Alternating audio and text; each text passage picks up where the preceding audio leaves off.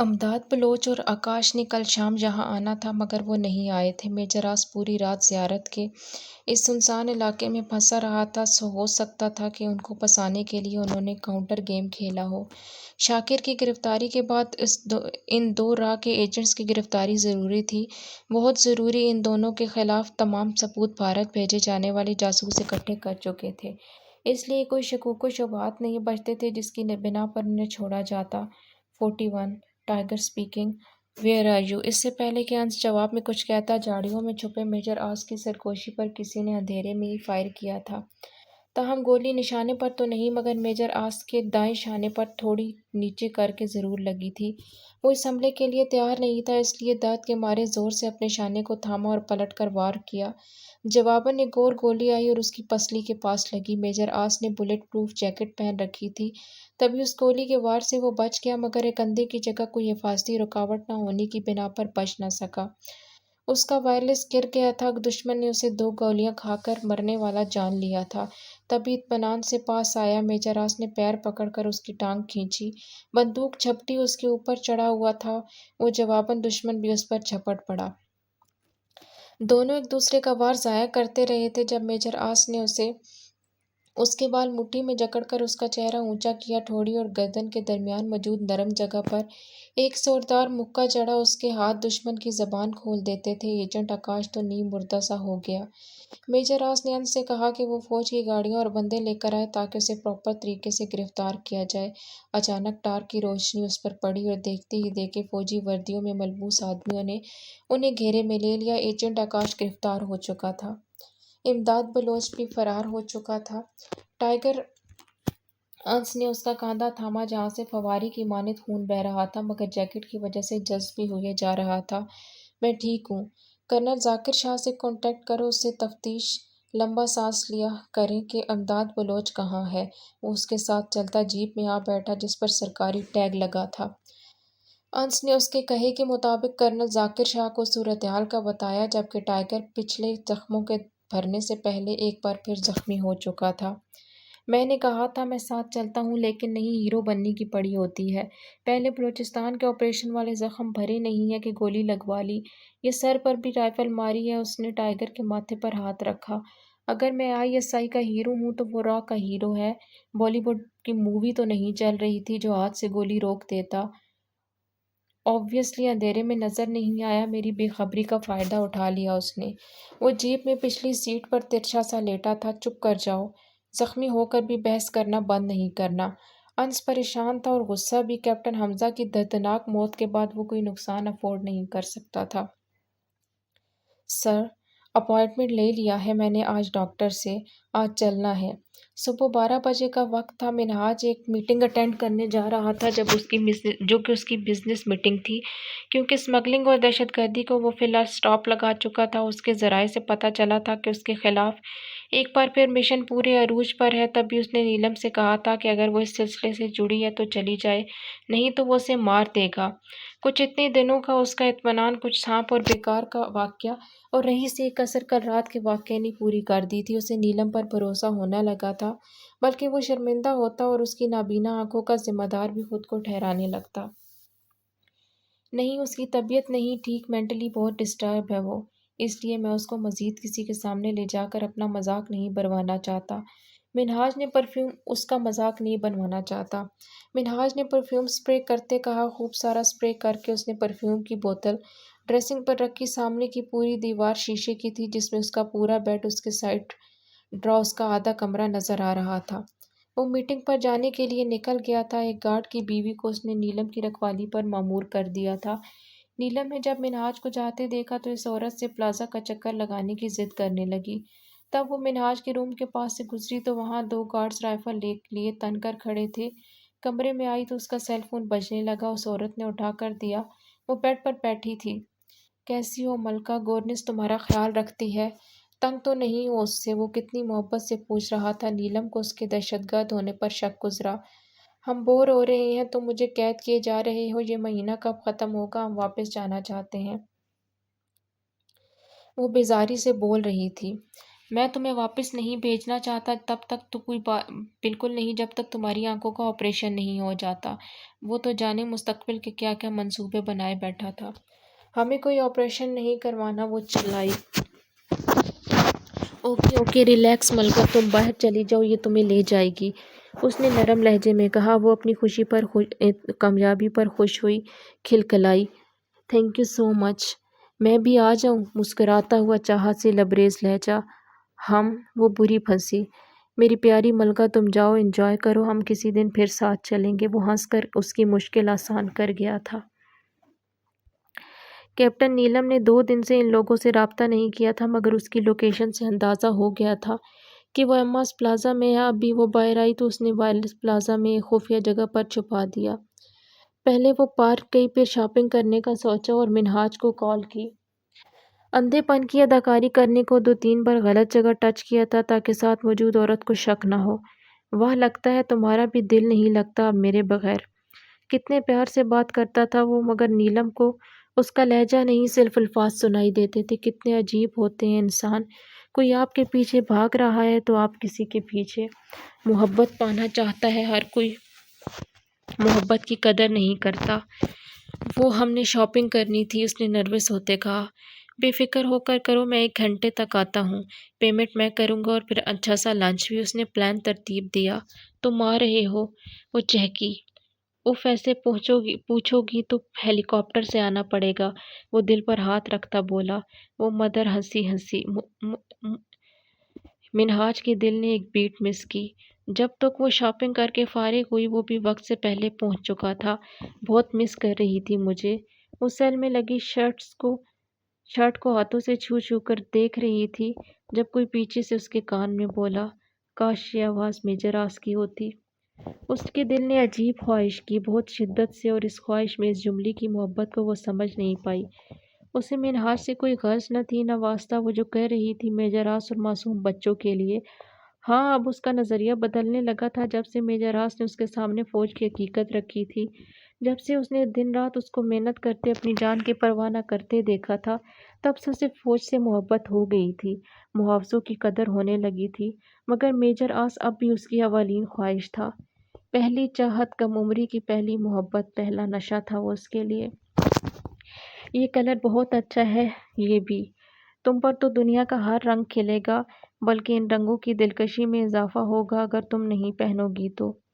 وہ ایک کریم کلر کی لیونگ شرٹ فل سلیوز والی کو نکالتا بولا۔ اس پر میرون دھاگے کے پھول بنے تھے۔ اتنی سادہ اور مشرقی پسند، نیلم ٹھٹکی۔ کیا فرق پڑتا ہے ہم کالا پہنے یا نیلا، ہمیں پتہ ہی نہیں چلتا ہم نے کون سا رنگ پہنا ہے، وہ افسردہ ہوئی۔ مجھے تو فرق پڑتا ہے نا، یہ کلر میرا فیورٹ ہے، میرون اور کریم کا کومبو کائنات کو اتنا پسند تھا نا یہ کلر، میں جب بھی اس کے لیے گفٹ۔ وہ بولتا بولتا کاؤنٹر کی طرف بڑھ رہا تھا جب اپنی بے ساختگی پر یکدم چپ ہوا۔ اس کے پیچھے آتی نیلم نے ایک عام انسان کے جیسے اس کے چہرے پر رنگ دیکھے تھے۔ کائنات کون ہے؟ تم اس کی قسم کی کھا رہے تھے؟ وہ دیکھ کاؤنٹر کی جانب رہی تھی، پوچھ اس سے رہی تھی۔ کوئی نہیں، اسے پیک کر دو، وہ اس کے جواب دینے کے بعد سیلز مین سے بولا۔ کیا ہو گیا ہے کیپٹن نیلم کو کوئی رابطہ کیوں نہیں کر رہی؟ وہ سب پریشان تھے، بہت زیادہ پریشان۔ میجر آس شانے اور سینے کے گرد بندھی پٹی سے چھیڑخانیاں کر رہا تھا جب میم بشریٰ اس کے لیے ہلدی بلا دودھ لائیں اور نیلم کے بابت دریافت کیا، میرا کنیکٹر کہاں ہے؟ شاید انہوں نے کوئی کانٹیکٹ کیا ہو مجھ سے۔ جب نیلم نے اسے کانٹیکٹ کیا تھا تب وہ اور ایجنٹ ہاتھا پائی میں مصروف تھے اور اس سے دل برداشتہ ہو کر نیلم نے ان میں سے پھر کسی سے رابطہ نہیں کیا تھا۔ ویسے بھی اپنے پلان کو پایہ تکمیل تک پہنچانے کے لیے اسے یہ کرنا تھا۔ میں دیکھتا ہوں شاید کوئی دے گیا ہو۔ جائے حادثہ پر موجود تمام چیزیں فوجیوں کی کار میں ہی تھیں۔ انس سنگل صوفے سے اٹھ کر اپنے کمرے کی جانب چل پڑا۔ جب واپس آیا تو اس کے ہاتھ میں کنیکٹر تھا۔ او نو، اتنی بار رنگ دی ہے کیپٹن نیلم نے، کوئی پرابلم نہ ہو؟ ٹائیگر نے پریشانی سے کہا۔ پھر 1-2-3 بار ٹرائی کیا مگر نیلم کی جانب سے کوئی جواب نہ پا کر وہ مزید پریشان ہو گیا۔ وہ اسٹڈی میں بیٹھا تھا جب اس کے کمرے کے دروازے پر ناک ہوا۔ وہ حیران ہوا، رات کے 9 بج رہے تھے۔ یہ وقت منہاج اذہاب کا اپنا وقت ہوتا تھا، صرف اپنا۔ وہ اسٹڈی سے نکل کر کمرے میں آیا اور گلاس ڈور اوپن کر دیا جہاں نیلم کھڑی تھی اور اس کے ساتھ والی عورت کے ہاتھ میں ٹرے تھی۔ ہم نے کافی بنائی ہے، ہم آپ کے لیے لائے ہیں۔ اس نے اتنی خوشی سے بتایا کہ منہاج کا دماغ کسی دوسری طرف گیا ہی نہیں۔ اندر آؤ، اس نے نیلم کو راستہ دیا۔ تمہارا آف 9 بجے ہو جاتا ہے، نہ جاؤ، وہ گورنس سے بولا۔ اس کے کمرے کے باہر پہرا دیتے گارڈ نے پوری ٹرے عورت کے ہاتھ سے تھام لی۔ یہاں رکھ دو، منہاج نے گارڈ سے کہا۔ نیلم خاموش کھڑی تھی، جیسے اسے کچھ نظر نہ آ رہا ہو۔ گلابی لب مسکرا رہے تھے۔ جاؤ، وہ گارڈ سے بولا۔ بہت یاد آتی ہے آج کل تمہیں میری، نہیں؟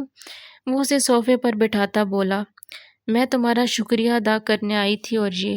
اس نے اپنے دوپٹے سے ایک خوبصورت ریپنگ والا باکس نکالا۔ یہ تم میرے لیے لائی ہو ملکہ؟ اس نے خوش ہوتے ہوئے پوچھا۔ ہاں، مگر یہ اتنا قیمتی نہیں ہے، یہ میں نے اپنے پیسوں سے لیا ہے، وہ انگلیاں مروڑتی بولی۔ اس کے سامنے صوفے پر بیٹھے منہاج نے اس کے حسین و دلکش چہرے کو دیکھا۔ تم نے دیا ہے، دنیا کی ہر چیز سے زیادہ قیمتی ہے یہ۔ وہ اس کی پیکنگ کھولنے لگا۔ ہیرو سے بھی زیادہ قیمتی؟ وہ سنجیدگی سے پوچھ رہی تھی۔ ہاں، اس نے نیلم کی جانب دیکھتے کہا، اور باکس سے گھڑی نکالی۔ وہ بالکل قیمتی نہیں تھی، کم از کم اس شخص کے اسٹیٹس کے حساب سے تو کچرا تھی۔ تمہیں پسند آئی؟ بہت۔ جھوٹ، کائنات کی قسم۔ وہ مسکرایا۔ کائنات کون ہے؟ منہاج گھڑی پہن رہا تھا۔ میری دوست، میری بہن، میری ہمراز، میرا سب کچھ، میری دنیا، میری کائنات۔ وہ جذب کے عالم میں بول رہا تھا۔ تمہاری بہن ہے؟ اس نے منہ اونچا اٹھا رکھا تھا کہ آواز اونچائی پر لگ رہی تھی۔ ہوں۔ منہاج نے اس کے سر پر ہاتھ رکھتے چہرہ نیچے کیا۔ تم کیا کام کرتے ہو؟ تم جانتی ہو؟ وہ مسلسل اسے دیکھ رہا تھا۔ اس کے جواب نے نیلم کا دل پھڑکا دیا تھا۔ اس وقت وہ بالکل غیر محفوظ اپنی بہادری کی بنا پر اس کے سامنے بیٹھی تھی۔ نہ کوئی ریکارڈنگ لگا تھا، نہ اس نے کیمرہ واچ پہنی تھی۔ ہمیں تو نہیں پتا۔ وہ خود کو نروس شو نہیں کرنا چاہتی تھی۔ اسمگلنگ؟ وہ ایسے بات کر رہا تھا جیسے کوئی بچی اس کے سامنے بیٹھی ہو۔ ہیرے کی؟ نیلم نے پوچھا۔ ہاں۔ اس نے ہاتھ میں پہنی گھڑی کو دیکھا۔ اور وہ ہار بھی ہیرے کا تھا؟ نیلم نے پوچھا۔ ہاں۔ تم یہ کام کیوں کرتے ہو؟ اس کی ہمت بڑھی۔ پیسے کے لیے۔ مختصر جواب۔ اتنا پیسہ کما کر کہاں کرتے ہو؟ ایمان، ضمیر اور انسان خریدتا ہوں۔ وہ انٹرویو دے رہا تھا، شاید نیلم اس کی ریکارڈنگ کر رہی تھی۔ مزید بولی۔ اس سے تمہیں کیا فائدہ ہوتا ہے؟ پوچھو کتنا فائدہ ہوتا ہے؟ وہ اس کے دوپٹے کا کونا جو صوفے کے نیچے لٹک رہا تھا اوپر کرتا بولا، جبکہ نیلم نے شرٹ میں چھپے پسٹل پر گرفت مضبوط کر لی، پھر سکون کا سانس لیا۔ کتنا فائدہ ہوتا ہے؟ بتاسو چہرہ۔ بہت زیادہ۔ اسے کچھ کہنے کو منہ کھولتا دیکھ کر وہ اس کا ہاتھ تھام کر اس کے ہونٹوں پر ہاتھ رکھتا۔ شش، نو مور کوسچنز۔ تم نے کافی ٹھنڈی کر لی۔ وہ کافی کا مگ اٹھا کر اسے دیتا خود بھی پکڑ چکا تھا۔ وہ گھونٹ بھر بھر کر پیتا اس کے چہرے کو تکے جا رہا تھا۔ نیلم کی مخروطی انگلیاں بڑے سے مگ کو تھامے بہت پیاری لگ رہی تھیں۔ کوئی پھول چنتا ہے کسی طرح، کوئی دھول ہوتا ہے کسی طرح۔ یہ وقت کی بات ہے، تجھے زندگی بتائے گی۔ میجر آس نے دوپہر سے رات کر دی تھی۔ اس کا کوڈ ڈائل کرتے کرتے اب ان سب کو تشویش ہونے لگی تھی۔ کیپٹن حمزہ کی موت نے انہیں پہلے ایک دھچکا دیا تھا، ایک وارننگ دی تھی کہ ہم باخبر ہیں۔ اس لڑکی کا خیال رکھنا میجر آس، وہ میری ذمہ داری ہے۔ اس نے پیٹر کو ملنے بلایا تھا ایک کلب میں۔ وہ رات 2 بجے تک بیٹھے رہے تھے۔ پیٹر نے اس کو بتایا تھا کہ اسمگلنگ کا کام 1-2 مہینے کے لیے روک دیا گیا ہے۔ اس نے غیر ملکی تمام ساتھیوں نے پولیس کے ڈر سے ہاتھ کھڑے کر دیے تھے۔ میجر آس نے تعصب کا اظہار کیا تھا۔ پیٹر ڈرنک کرنے بیٹھ گیا۔ میجر آس نے اس کے گارڈ سے کہا کہ وہ اسے اندر بلا رہا ہے، اور خود ڈگی کھولنے کی کوشش کرنے لگ گیا اور گارڈ کی واپسی تک اندر بیٹھ گیا۔ میجر آس نے ایماز پلازا میں کار کو رکتے محسوس کیا، پھر گارڈز کی چہل قدمی بھی۔ وہ اندر دبکا رہا، آدھے گھنٹے بعد باہر آیا۔ اندھیرے میں ابھی تک وہ کسی کو نظر نہیں آیا تھا۔ بہت احتیاط سے پارکنگ ایریا کی دیوار سے سب گارڈز کو جھانکا اور پلازا کی پچھلی طرف چلا گیا۔ سارے خفیہ راستے اسے پتہ تھے۔ پچھلے راستے پر کھڑے گارڈ کی پشت ٹائیگر کی جانب تھی۔ اس نے ریوالور بہت زور سے اس کے سر کے درمیان میں مارا تو وہ لہرا کر گر گیا۔ ٹائیگر پائپ پر چڑھنے لگا، دوسرے فلور کی بالکنی سے تیسرے فلور کی بالکنی اور پھر چوتھے اور 5ویں فلور پر نیلم کی بالکنی میں چھلانگ لگائی، دبے پیر اندر گیا۔ پسٹل اوپر کو کی۔ اس نے واش روم، ڈریسنگ روم اور کمرہ بھی دیکھ لیا، مگر وہاں کوئی نہیں تھا۔ تمہیں پتہ ہے میں اپنی بہن سے بہت کہا کرتا تھا کہ پاکستان مت جاؤ، ڈاکٹر بننا ہے نا سعودیہ۔ اس پر غنودگی چھانے لگی اور 3 منٹ بعد وہ غافل ہو چکا تھا۔ نیلم نے گلاس ڈور کے پردے آگے کیے اور تیزی سے اٹھی۔ کمرے کی تلاشی لیتے لیتے اسے 12 سے 2 بج گئے، مگر کوئی لیپ ٹاپ، کوئی ڈیوائس نہ ملی۔ وہ دھیرے سے چلتی منہاج کے پاس رکی۔ صوفے کی بیک سے ٹیک لگائے وہ سو رہا تھا، اس کے بال ماتھے پر گرے تھے۔ نیلم نے اس کی ناک کے آگے 2 انگلیاں کی۔ مرنے والی بلا تو ہے نہیں یہ، وہ بڑبڑائی۔ اس کے کوٹ کی پاکٹ چیک کی، اس کے بال منہاج کی گردن پر گر رہے تھے۔ آج اسے یہ لمبے بال بہت تنگ کر رہے تھے۔ انہیں جوڑی کی شکل دی اور اس کے کوٹ کو اٹھا کر اس کی وائٹ شرٹ پر سینے پر موجود جیب دیکھی۔ وہ کشمکش میں دانت تلے نرم ہونٹ دبا گئی۔ اس کی جیب میں ہاتھ ڈالتے اس کا دل اچھل اچھل کر حلق میں آ رہا تھا اور جان پوری دائیں ہاتھ میں آ چکی تھی۔ ماتھے پر پسینہ۔ اس شخص سے پہلی بار اسے خوف محسوس ہوا تھا، جس کا دلکش چہرہ اس وقت سکون کی حالت میں تھا۔ اس کے ہاتھ سیل فون اور 2-3 کارڈز لگے تھے۔ جلدی سے ان کی پکچرز لیں اور سیل فون دیکھا۔ اس پر کوڈ لگا تھا۔ اس نے موبائل اپنی جینز کی پاکٹ میں ڈالا اور لائبریری میں گھس گئی۔ وہاں کی چابیاں ڈھونڈتے اسے آدھا گھنٹہ مزید لگا، مگر چابیاں مل کے نہیں دے رہی تھی۔ وہ واپس منہاج کے پاس آئی اور اس کو دل میں کوستی پینٹ کی پاکٹ چیک کرنے لگی۔ چھوٹی چھوٹی چابیوں کا گچھا خزانے سے کم نہ تھا۔ اسے لے کر بھاگتی ہوئی روم سے ملحق وہ اسٹڈی میں گئی۔ بہت ساری فائلز اسے امپورٹڈ لگ رہی تھیں۔ اس میں سے اس نے بلوچستان کے گروہوں سے بھی بم بلاسٹ کی ڈیلنگ کی تھی، بچے خریدنے سے تھی۔ اس کام کے لیے یہ سارا ڈیٹا جو اس نے انہیں پسانے کے لیے رکھا تھا، آج اس کے ہی نقصان کر گیا تھا۔ ان 4-5 فائلز کی کلیئر پکچر لے کر وہ باہر آئی اور ایک گارڈ وہاں موجود تھا۔ وہ خاموشی سے نکل کر ہاتھ سے ٹٹولتی راہداری سے گزرنے لگی۔ گارڈ نے اسے عجیب سی نظروں سے دیکھا، پھر کاندھے اچکا کر ویسے ہی کھڑا ہو گیا۔ اس نے اندر جانے کا سوچا۔ گارڈ مڑا جب نیلم نے پیچھے سے ریوالور اس کے سر میں مارا اور گھسیٹ کر دروازے کے پاس سونے کے انداز میں بٹھا دیا۔ وہ مسلسل اس کے انتظار میں الماری کے پاس کھڑا تھا۔ جب اسے کسی کے اندر آنے کا احساس ہوا، وہ دے پیر باہر نکلا۔ جب دروازہ بند کر کے مڑتی، نیلم ٹائیگر کے چوڑے سینے سے ٹکرائی۔ آہ! اس سے منہ سے چیخ نکلی۔ نکلنے سے پہلے اس کے ہونٹوں پر ہاتھ رکھ کر دروازے کے ساتھ لگایا۔ اس کے کان کے پاس سرگوشی سے بھی مدھم آواز میں بولا، میں ٹائیگر ہوں۔ اندھیرے میں اس کے کان کے قریب ہونٹ لے جاتے بولا تو اس کے جوڑی کی شکل میں موجود بال کھل کر میجراس کے منہ پر گرے تھے۔ عجیب حالت تھی۔ نیلم خوفزدہ تھی تو اس کی قربت کو محسوس کرتا۔ عجب دوراہے پر کھڑا تھا جب نیلم نے اس کا ہاتھ زور سے اپنے ہاتھ سے ہٹایا اور دروازے کی جانب دیکھنے لگی۔ اس کی کنڈی ایک بار پھر چیک کی، بالکنی کا دروازہ بند کیا۔ ٹائیگر نے اپنے چہرے پر ہاتھ پھیرتے ریشمی سے لمس کا احساس زائل کرنا چاہا اور وہ بے خبر سی واپس آئی۔ آپ یہاں کیوں آئے ہیں؟ وہ دبی دبی آواز میں گھرائی۔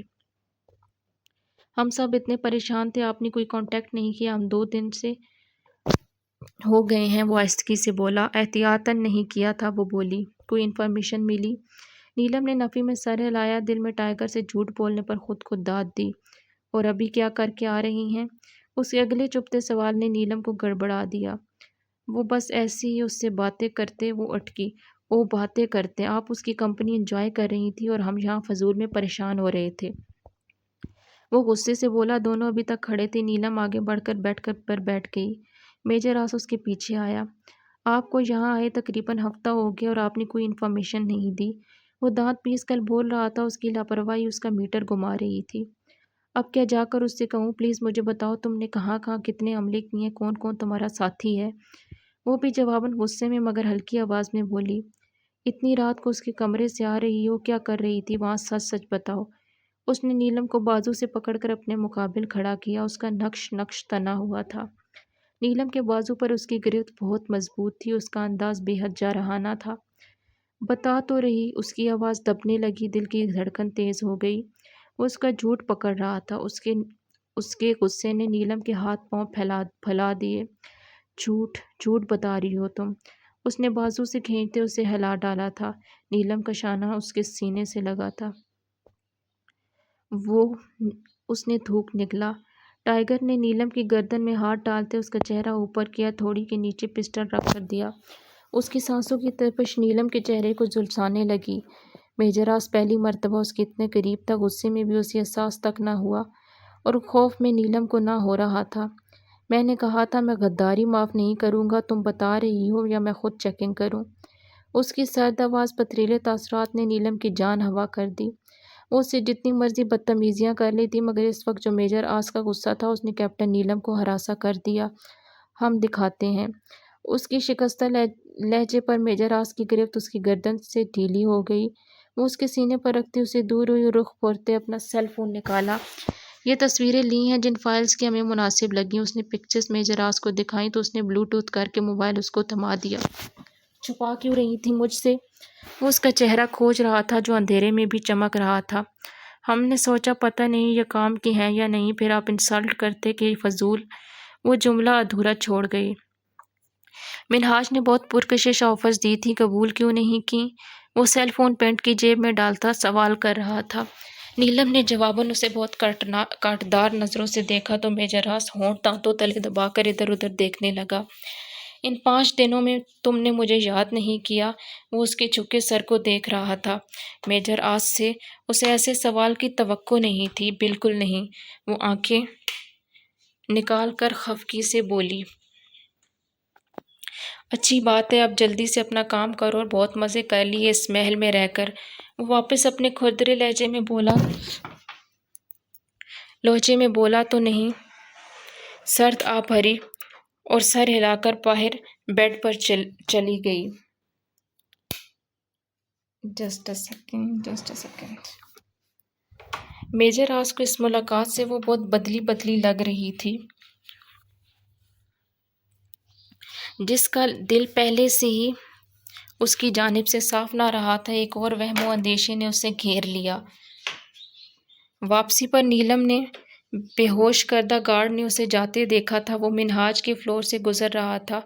وہ اسے ہی اپنا حملہ آور سمجھا تھا۔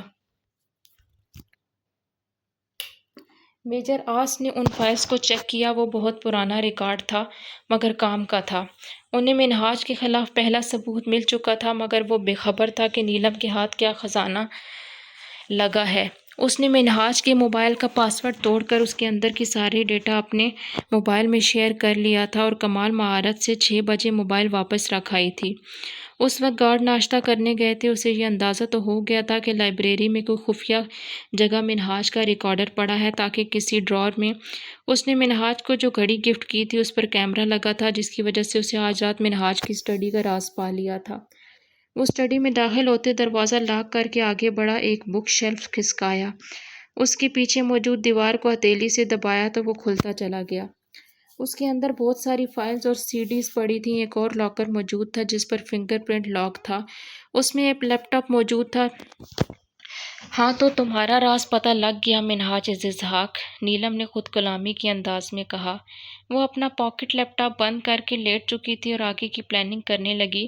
اس کے پاس ایک ہی کل کا دن تھا، کیونکہ CIA دونوں جاسوس بھاگنے والے تھے۔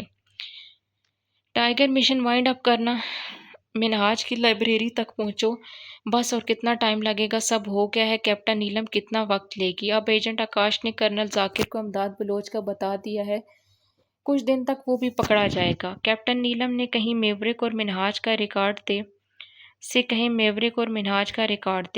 ISI کے ڈائریکٹر جنرل نے میجر آس کو کہا، سر وہ کوشش کر رہی ہے، جیسے ہی کوئی انفارمیشن ملتی ہے وہ دے دے گی۔ 4 فائلز۔ انہوں نے سختی سے میجر آس کی بات کاٹی تو وہ پہلو بدل کر رہ گیا۔ تم سے باتیں کرنے کی اتنی عادت ہوگی، اب ڈر لگتا ہے کہ تم واحد بھی چلی گئی تو کس سے اتنی ڈھیر ساری باتیں کروں گا۔ تم میری کہانیاں سن کر بور نہیں ہوتی؟ وہ پوچھ رہا تھا۔ تم ایک ہی بات روز کرتے ہو کہ تمہاری اپنی بہن سے بہت دوستی تھی، وہ بہت اچھی تھی، تمہارا اور کوئی دوست نہیں تھا، کوئی کزن نہیں تھا، پھر وہ ڈاکٹر بننے کے لیے پاکستان آ گئی، بس آگے بھی تو بتاؤ اب کہاں ہے وہ؟ وہ آج پھر اسے باتوں میں لگا رہی تھی۔ تم آگے جاننا چاہتی ہو کہ کیا ہوا؟ اس نے نیلم سے پوچھا۔ ہاں۔ وہ اس کے سامنے کافی کا مگ لیے بیٹھی تھی۔ وہ اسے اندھا تصور کرتا تھا، اس لیے اسے اندازہ نہیں تھا کہ وہ اس کافی میں کچھ ملا بھی سکتی ہے۔ مجھ سے نکاح کر لو۔ اس نے اتنی آسانی سے بم پھوڑا تھا؟ اس کے کان میں ایئر پیس لگا تھا۔ میجر آس کافی پھینٹتا ان کی گفتگو سن رہا تھا۔ اس کے ہاتھ سے مگ چھوٹ گیا۔ میم بشریٰ جو رپورٹ کو فائنل ٹچ دے رہی تھی، ساکت نظروں سے میجر آس کو دیکھنے لگیں۔ پانی پیتے انس کو کھانسی آنا شروع ہو گئی۔ او مائی گاڈ! او مائی گاڈ! یہ کیا کہہ رہا ہے؟ یہ انسان ہے؟ کیا بلا ہے؟ وحشی جانور کیا بکواس کر رہا ہے؟ میم بشریٰ ایک عورت تھی، وہی اس وقت نیلم کے جذبات سمجھ سکتی تھی۔ وہ غصے سے بول رہی تھی۔ میجر آس نے ہاتھ میں تھاما چمچ زور سے سنک میں پھینکا اور لمبے لمبے ڈگ بھرتا اندر اپنے کمرے میں چلا گیا۔ میم بشریٰ اور انس بھی کچن میں اسے کمپنی دے رہے تھے۔ کیا ہوا؟ کیا کہہ رہے ہو تم؟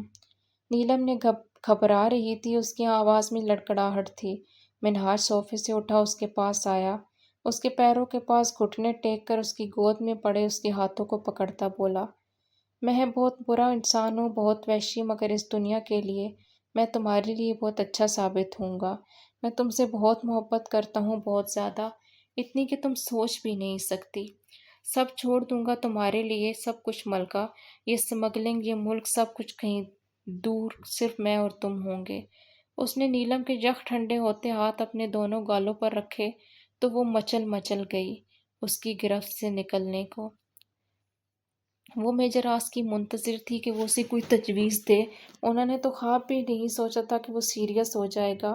وہ اسے ایک دہشت گرد سمجھتے تھے، مگر وہ جذبات رکھنے والا شخص تھا شاید۔ ہاتھ چھوڑے ہمارا، وہ چلائی۔ میں تم سے شادی کرنا چاہتا ہوں، تمہیں یہ بات کیوں سمجھ نہیں آ رہی؟ تم کب تک ایسے یہاں رہو گی؟ میں تمہیں اپنے ساتھ ہمیشہ ہمیشہ کے لیے رکھنا چاہتا ہوں۔ وہ اس کے ہاتھ اتنی سختی سے تھامے ہوئے تھا کہ سرخ پڑ چکے تھے۔ نیلم رو رہی تھی۔ میم بشریٰ اور انس اسکرین دیکھ رہے تھے، سنائی کچھ نہیں دے رہا تھا۔ میجر آس سیل فون لے گیا تھا۔ ٹائیگر نیلم کو سیلف ڈیفنس میں کچھ کہنا چاہیے۔ وہ جنگلی شخص حد سے بڑھ رہا ہے۔ یہ ہمارا پلان نہیں تھا، یہ فیلنگز والا گیم کیوں کھیل رہے ہو؟ انس اس کے کمرے میں آ کر دھاڑا، میں گیم کھیل رہا ہوں، میں گیم کھیل رہا ہوں، وہ خود بدل گئی ہے۔ میں گیا تھا اس سے ملنے، بہت اچھی لگ رہی ہے اسے، وہ شان و شوکت، وہ حسن کا مالک شخص، بہت پرفیکٹ لگ رہا ہے وہ اسے۔ وہ انس سے بھی اونچی آواز میں دھاڑا تھا۔ میم بشریٰ کے آنسو بہہ رہے تھے۔ میجر آس، وہ اسے ٹریپ کر رہا ہے، وہ 19 سال کی ایک کچے دماغ کی لڑکی ہے۔ آپ سچویشن کیوں نہیں سمجھ رہے؟ جب تک آپ نہیں کہیں گے وہ سیلف ڈیفنس میں کوئی قدم نہیں اٹھائے گی، پلیز۔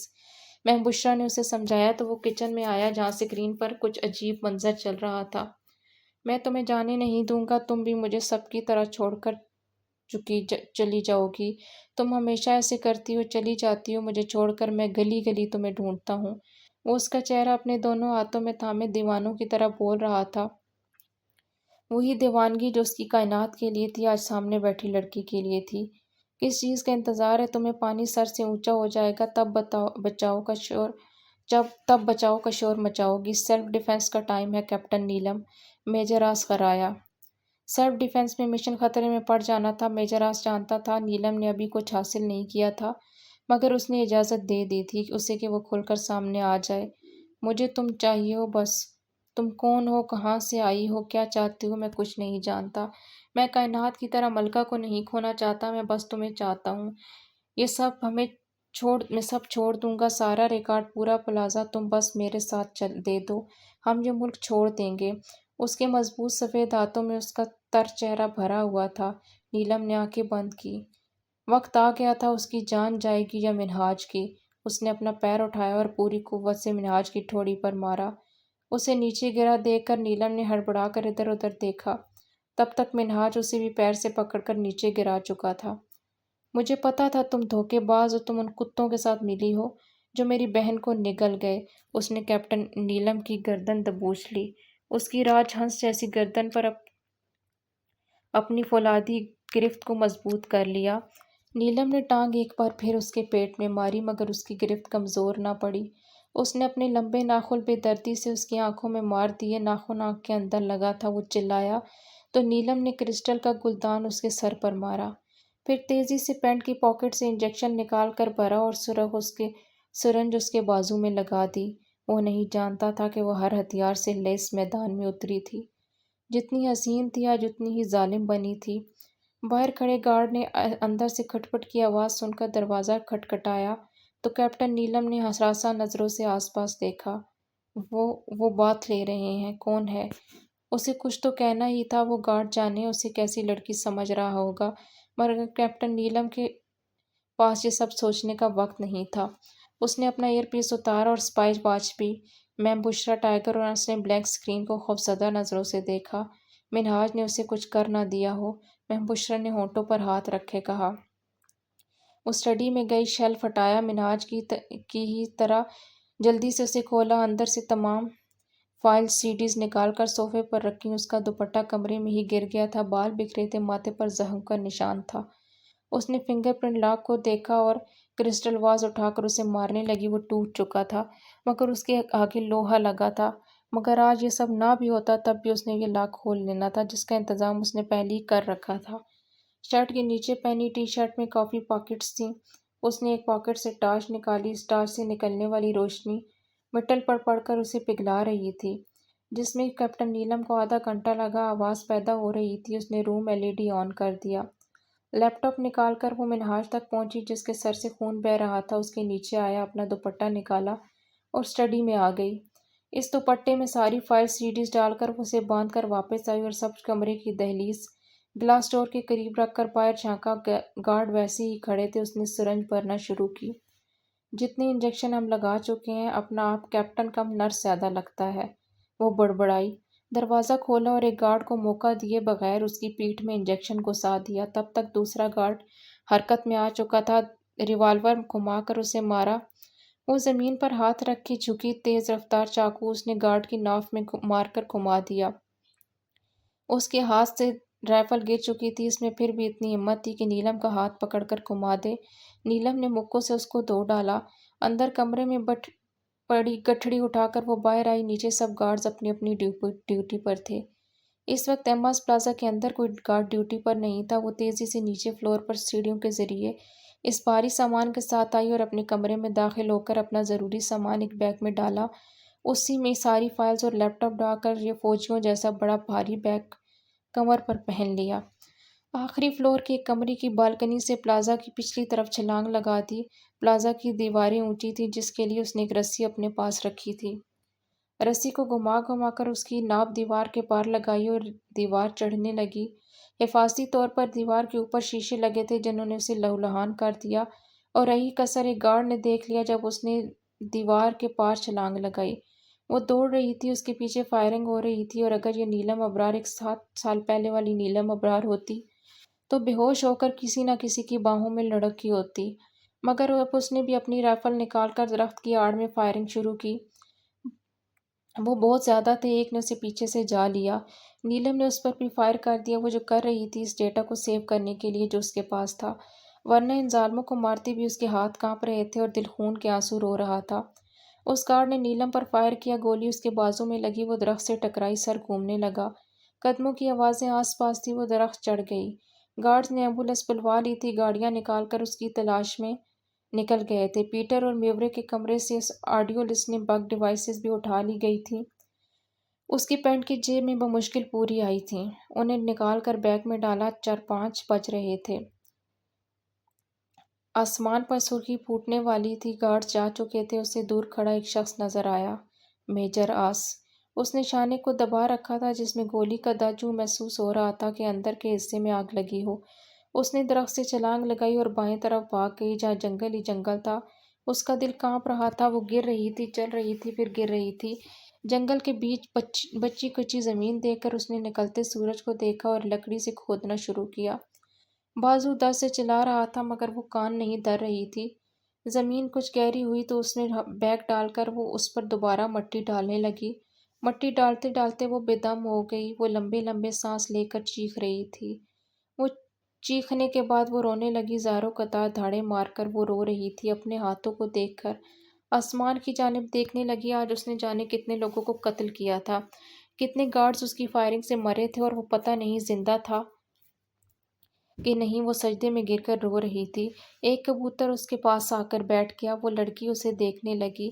کبھی وہ ان کبوتروں کو دیکھ پکڑنے سے بھی ڈرتی تھی، ان کی حد درجہ نرماہٹ سے خوف آتا تھا، اور آج وہ کیا تھی اور کیا سے کیا ہو گئی تھی۔ بابا، آپ کی گڑیا مر گئی ہے بابا۔ وہ روئے جا رہی تھی، پاگل کی طرح اپنے آپ کو مار رہی تھی۔ اس کی جگہ کوئی اور ہوتا تو جشن منا رہا ہوتا، مگر اسے رونا آ رہا تھا۔ اس کی وجہ سے آج کتنے لوگ مرے تھے۔ اس نے خود چھری ماری تھی ایک گارڈ کو، وہ نیم مردہ سی لیٹی تھی۔ سر کیپٹن نیلم کا کچھ پتہ نہیں چلا، وہ ایماز پلازا سے کہاں گئی ہیں؟ منہاج اسحاق کو اسپتال بھیجا گیا ہے۔ ٹائیگر نے لیپ ٹاپ اسکرین پر نظر آتے اپنے ہیڈ کوارٹر کے ہیڈ کے چہرے کو جانب دیکھا۔ یہ کیسے ممکن ہے؟ کیپٹن نیلم کہاں جا سکتی ہیں؟ وہ پریشان ہوئے۔ وہ ایک سویلین تھی، اس پر مشن کا ایک اہم حصہ تھی، وہ تو سب اس کی ڈھیروں امیدیں وابستہ کیے بیٹھے تھے، ہزاروں لوگوں کا انصاف اس لڑکی کی ذات سے جڑا تھا۔ 19 کروڑ سے زائد جانوں کی حفاظت کا ذمہ اس نے اپنے سر لیا تھا۔ سر گستاخی معاف، اگر میں نے کہا تھا کہ وہ لڑکی کسی قابل نہیں ہے، کچھ نہیں کر سکے گی، وہی ہوا۔ اس نے خود کو مشکل میں ڈالنے کے علاوہ کچھ نہیں کیا۔ اس کے پاس ان چار فائلز کے سوا کوئی ڈیٹا نہیں تھا۔ اتنا وقت اس نے وہاں گزارا مگر کچھ نفع نہیں کمایا۔ میجر راس اپنی بڑاس نکال کر خاموش ہوا تو انہوں نے ساکت نظروں سے اسے دیکھا۔ اب کیا ہوا ہے؟ امداد بلوچ کو گرفتار کر چکے ہیں کرنل ذاکر شاہ، اگر آپ اجازت دیں تو اسے نگلوا لیتے ہیں کچھ راز، میجر راس نے کہا۔ وہ را کا ایجنٹ ہے، اس کا تعلق بلوچستان میں ہونے والی دہشت گردی سے ہے، نہ کہ منہاج اسحاق سے، انہوں نے تجویز رکھ کی۔ ٹھک ٹھک کی آواز پر میجر راس چونکا۔ اس کے دائیں بائیں بیٹھے عنصر میں بشرا بھی اس وقت کون ہو سکتا ہے؟ صبح کے 7 بج رہے تھے۔ کیپٹن نیلم ان کے سب کے اس خیال کے آتی ہی میں بشرا سب سے پہلے بھاگی تھی۔ دروازہ کھولا تو مٹی سے اٹے کپڑوں میں بغیر دوپٹے کے الجھے بکھرے بال، سینے تک خون سے بھری شرٹ، وہ اسے دیکھ کر دنگ رہ گئی۔ وہ اگلے ہی پل بس تحریر پر گری تھی۔ میم بشرا نے اسے اندر کھینچا اور دروازہ بند کیا۔ کیپٹن نیلم، کیپٹن نیلم، میم بشرا نے اسے گال تھپتھپاتے بلایا۔ ٹائیگر سر، وہ چلائیں۔ ٹائیگر بھاگ کر باہر گیا۔ نیلم کو دیکھ کر اس نے ایک نظر پریشان میم بشرا کو دیکھا۔ اسے گولی لگی ہے میجر راس، میم بشرا بولی۔ ہٹیں آپ۔ ٹائیگر نے انہیں ہٹاتے نرمی سے نیلم کو اپنے توانا بازوؤں میں اٹھا لیا۔ وہ بے جان ہوئے جا رہی تھی۔ میجر راس اسے پہلے ہی روم میں لے آیا۔ اسے بیڈ پر لٹا کر میم بشرا کی جانب پلٹا۔ آپ اسے چینج کروائیں، میں ایس پی بلال کو انفارم کرتا ہوں، ہاسپٹل جانا پڑے گا۔ وہ کمرے سے نکل گیا۔ ہاسپٹل سے اسے آئے پورا دن گزر چکا تھا۔ وہ لڑکی سارا ریکارڈ لے گئی تھی، سارے ثبوت، اگر کچھ رہ گیا تھا تو وہ ہیرے تھے۔ ایماز پلازا کے سب سے اوپر والے فلور پر موجود تھے مگر کوئی ان کی موجودگی سے باخبر نہیں تھا۔ ابھی تک تو کیپٹن نیلم ابرار بھی نہیں تھی۔ وہ لٹی پٹی بکھری اسٹڈی میں نیچے لیٹا تھا، گلابی رنگ کی ڈائری اس کے ہاتھ کے پاس پڑی تھی۔ اس کا سر پٹیوں میں جکڑا ہوا تھا۔ امداد بلوچ، شاکر، آکاش، عابد، اس کے اسلحہ اسمگلنگ اور ہیرو کی اسمگلنگ میں ملوث تمام افراد گرفتار ہو چکے تھے۔ اس کا بھی وقت آ رہا تھا مگر ابھی نہیں، ابھی اسے گرفتار نہیں کیا گیا تھا۔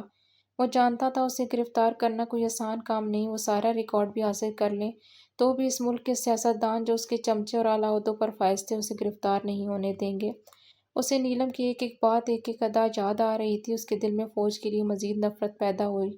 وہ اس کے جذبوں سے کھیلتے رہی، آخر تک اسے لگتا تھا کہ وہ انہی کی ساتھی ہے۔ اس نے کتنی منتیں کی، قسمیں کھائی تھیں کہ اسے سچ بتا دے مگر اس نے پھر بھی اسے دھوکہ دیا۔ وہ چلی گئی تھی، وہ بھی انہیں برے لوگوں کی ساتھی تھی، پھر اس نے اسے کیوں نہیں مارا؟ وہ چاہتا تو اس وقت اپنے گارڈ کو ایک اشارہ کرتا اور وہ زندہ نہ ہوتی آج، مگر اس کے اندر کچھ تھا، صرف ایک چاہ، ایک خواہش کہ وہ آخری بار مل لے، بس آخری بار، اور کون جانتا تھا کہ یہ آخری ملاقات کتنی دردناک ہونے والی تھی۔ اوکے، سو فار ناؤ اس ایپیسوڈ کو سٹاپ کرتے ہیں۔ آئی ہوپ کہ 1 یا 2 ایپیسوڈ ہی اس کے بعد ہونے والے ہیں، اور بہت ہی ایک کلائمیکس سچویشن ہے اینڈنگ میں۔ I don't know it's gonna be a happy ending اور ناٹ، بٹ جو بھی ہوگا اچھا ہوگا۔ کہیں نہ کہیں منہاج کے لیے بھی تھوڑا سا، I don't know, there is some thing said I guess Minhaj کے لیے بھی، بٹ آبویسلی جتنا کچھ اس نے کیا ہے تو اس کا احساس تو نہیں کر سکتے۔ خیر، دیکھتے ہیں آگے کیا ہوتا ہے۔ ملتے ہیں نیکسٹ ایپیسوڈ میں، تب تک کے لیے اپنا ڈھیر سارا خیال رکھیے، دعاؤں میں یاد رکھیے، اور اگر چینل کو سبسکرائب نہیں کیا ابھی تک تو جلدی سے چینل کو سبسکرائب کر دیں، بیل آئیکن کو پریس کر دیں، اینڈ ویڈیو اچھی لگے تو پلیز ویڈیو کو لائک اور شیئر ضرور کیجیے۔ دعاؤں میں یاد رکھیے۔ اللہ حافظ۔